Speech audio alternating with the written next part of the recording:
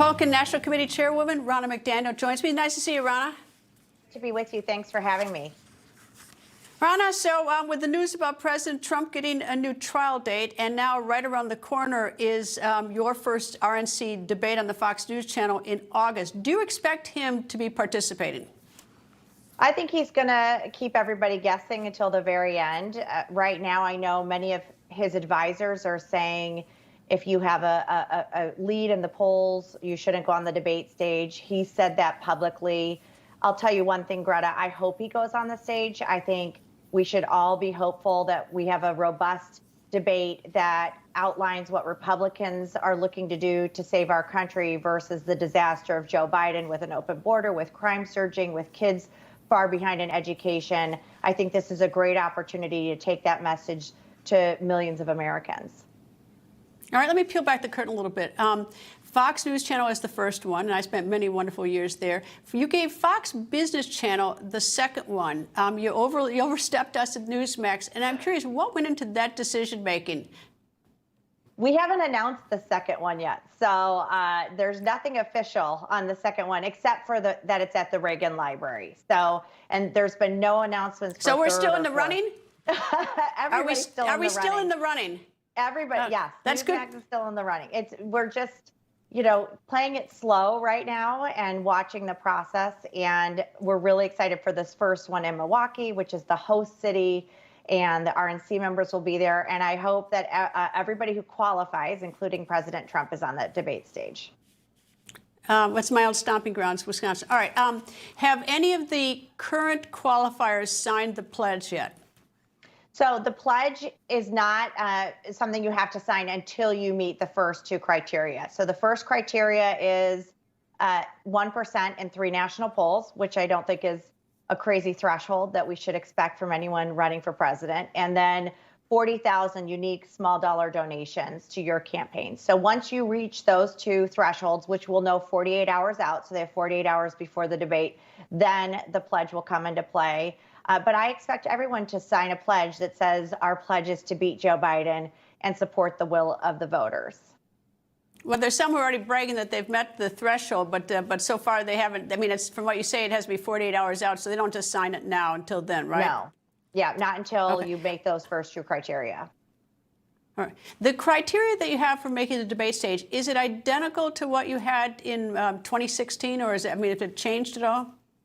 It's a little different. So in 2016, there was no small dollar fundraising component.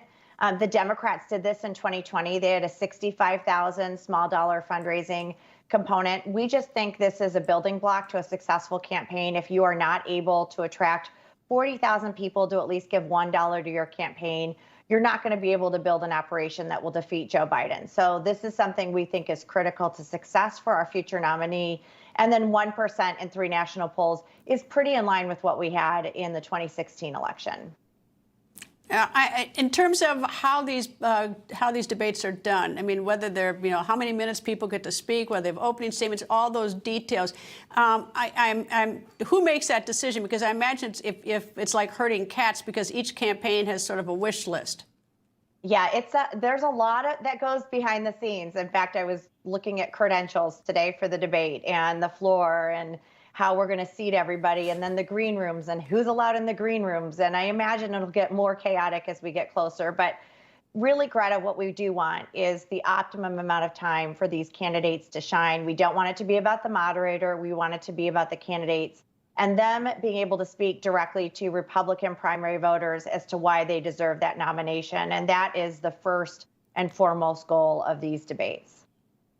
Is there any thought about changing the format? Because the format, historically, both parties has been rather. It's almost, sometimes it's a little bit, not to be disrespectful, but a little game show-ish. You got 30 seconds to answer. How you're going to solve the problem with North Korea nuclear weapons. It's a little bit tough in 30 seconds. Yeah, that's a pretty tough one to answer in 30 seconds. I do think by putting this criteria in place, we will maybe have some candidates who've announced that won't be able to make the debate stage. And part of the rationale behind that is we don't want to exclude anybody, but we also really want legitimate candidates for president on that stage. We don't want somebody running for book deals or media contracts or cabinet positions. So I do think by having a smaller stage with candidates who've met these thresholds, you are going to allow more time for substantive answers and substantive debate.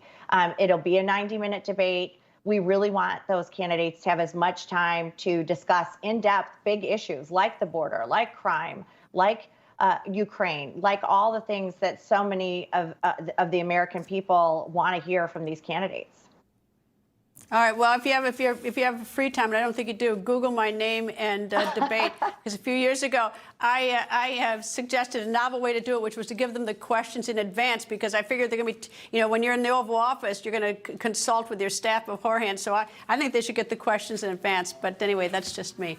Ronna, nice to have you back. And you like that one anyway. Nice to have you back, and I hope to see you in Milwaukee. I hope to watch it. Thank you for joining me. Thanks, Greta. Thanks for having me.